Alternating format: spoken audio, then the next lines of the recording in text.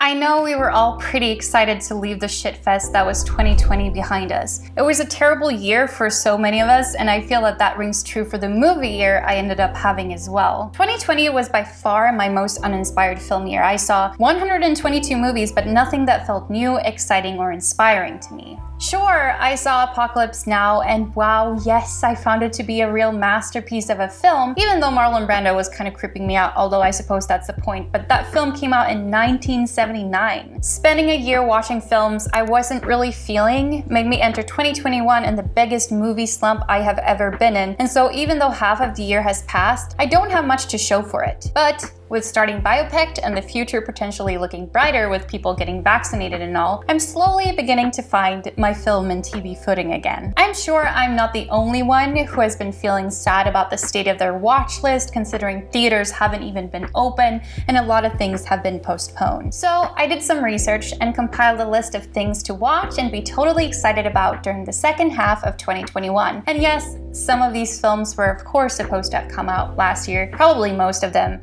They should hopefully be released soon, which means that life is already starting to look a bit brighter. If you're looking for some movie tips or just want to hear what's on my 2021 watch list, keep on watching. To make this list more manageable, and just simply because I like categorizing things, I have divided these tips into 5 different categories. To be honest, there really is only one TV show on there, and that can be assigned to the fact that I've always been more into movies than TV. So, if you have any TV tips you're dying to get off your chest, enlighten an uninspired woman, me, in the comments below. Now, let's start off with category number 1, or what I would like to call the Timothée Chalamet section. Hopefully I'm not upsetting anyone by saying this, but I think that Timothée Chalamet is just sort of alright. I don't mind him as an actor though, and I've seen an okay amount of things that he's in. I really loved Call Me By Your Name about just as much as I like saying the name Timothée Chalamet.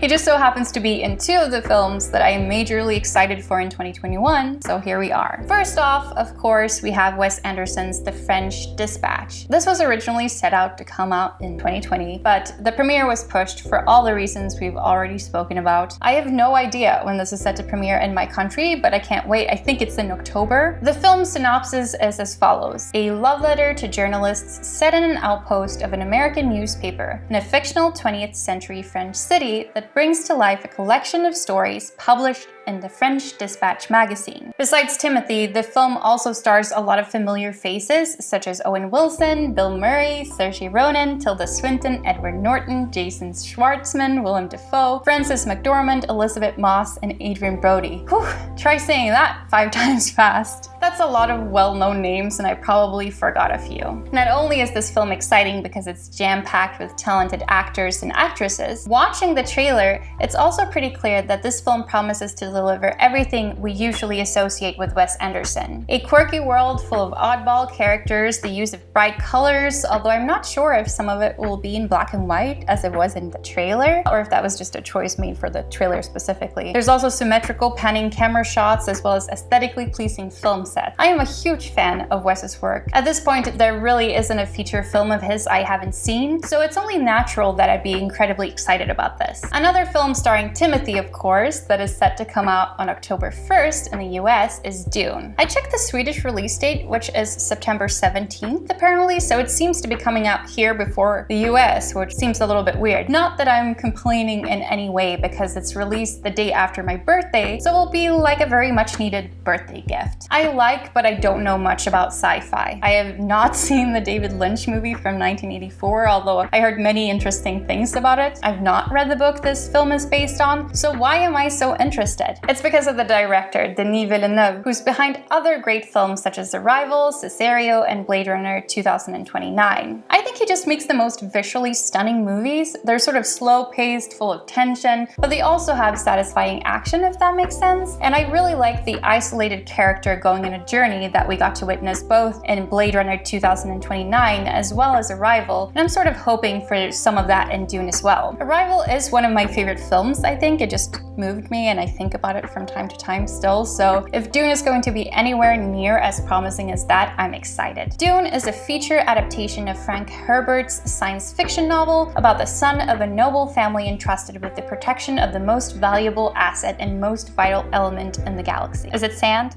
I don't know. Looking at the trailer, I have no idea what's happening, but I'm digging it, and it's definitely got me intrigued. Over to category number 2. Here we have film and TV, which I'm sure can be found on a lot of people's excitement radar. Welcome to the category, the Marvel hit list. I was never a Marvel fan before. I gave the films a shot back in the day with Iron Man 1 up until the first Avengers movie, and then just sort of ruled them out as not for me. But in 2020, something changed. One of the films on my list today, I'll of course talk about it soon, made me want to get it. I wanted to understand Marvel, enjoy Marvel, and be part of the fandom. So I watched all of the films, and that experience was very mixed. There are movies I enjoyed and movies I will forever regret, like the second half of the first Captain America movie, every Thor movie before Ragnarok, and let's not even talk about Avengers Age of Ultron. But I can now be considered a fan. As we struggled through 2020 starved for new Marvel content, it's perfectly reasonable that the thought of these releases elicits such giddy feelings within me. I am excited about everything that Marvel is releasing this year. I got super invested in WandaVision and spent a lot of time explaining to people how I thought that Falcon and the Winter Soldier could have been better. I've chosen to only include my top 3 exciting titles in here just to not make it too repetitive. So, the film that made me want to understand Marvel is actually Black Widow.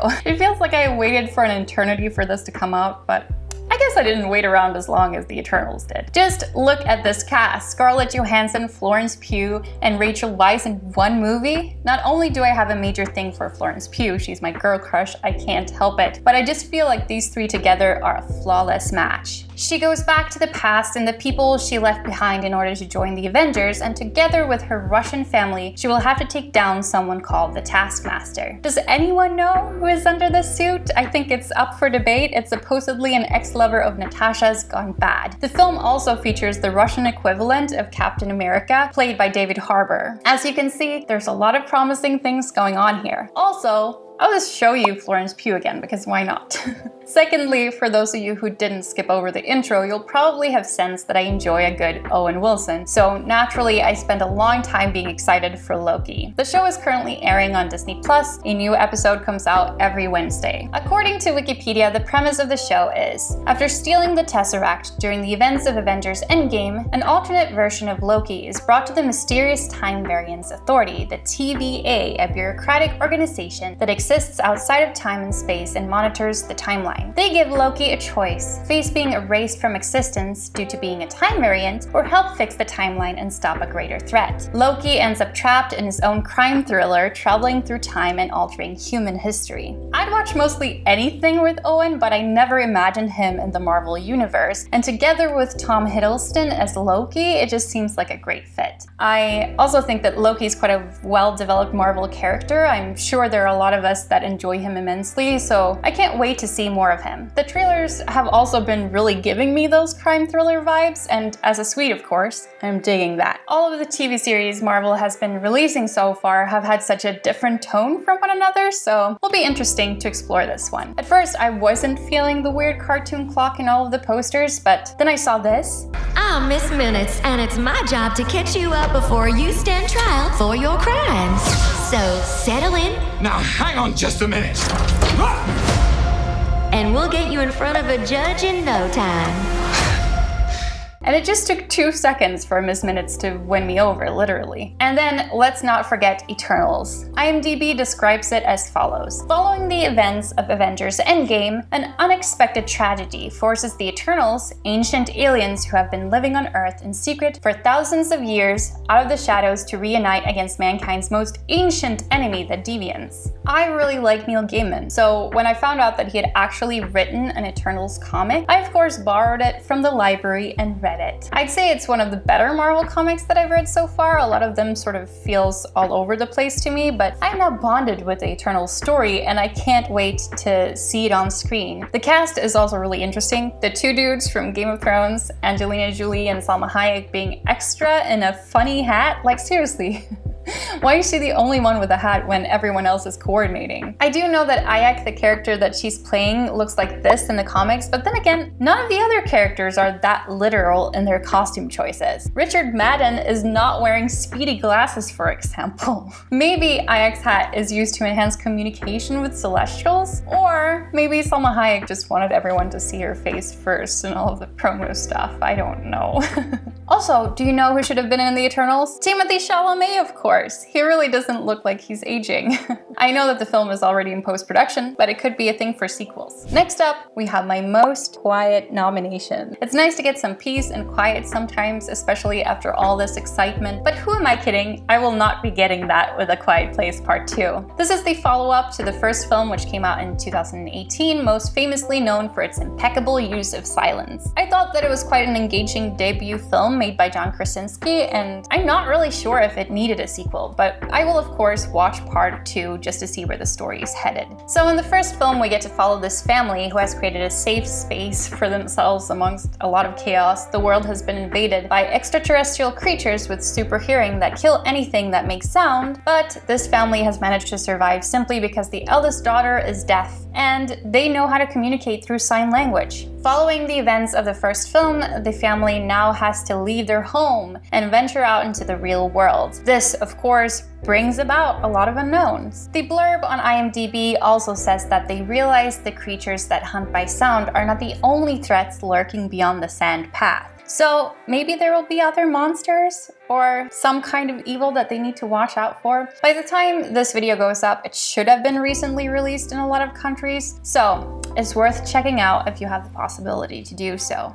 My next category is what I call venturing out. This includes a movie that I wouldn't necessarily go for, where I'm sort of hoping that it will broaden my horizons a bit as to what kind of movies I like. Pixar is releasing a new film this summer called Luca. Set in a beautiful seaside town on the Italian Riviera, Disney and Pixar's original feature film Luca is a coming-of-age story about one young boy experiencing an unforgettable summer filled with gelato, pasta, and endless scooter rides. Luca shares these adventures with his newfound best friend, but all the fun is threatened by a deeply held secret. They are sea monsters from another world just below the water surface. I was never really that invested in cartoons or animated films. I can recall watching them as a kid, of course, but I don't have a special emotional connection to them, and it's not something that I've usually been ready to pick up. But lately, I would like to get into it, and this film just screams cozy to me. Not only will it be very summer appropriate, I love Cinque Terre, and it's so sweet seeing the familiar environment of these towns set the mood and tone for this story. I can't wait to indulge in some warm Italian culture. The film also seems bright, and some of the dialogue in the trailer is just so unbelievably cute. The film will be released on Disney Plus on June 18th. And then finally, the category I live and die for musicals, so this one is a given. West Side Story. Steven Spielberg is making his own adaptation of the famous musical from 1957. West Side Story explores forbidden love and the rivalry between the Jets and the Sharks, two teenage street gangs of different ethnic backgrounds. For those of you not familiar with West Side Story, it's a modern retelling of Romeo and Juliet set in 1950s New York. I love the music, especially the song America. You can't say Puerto Rico without getting me started, seriously.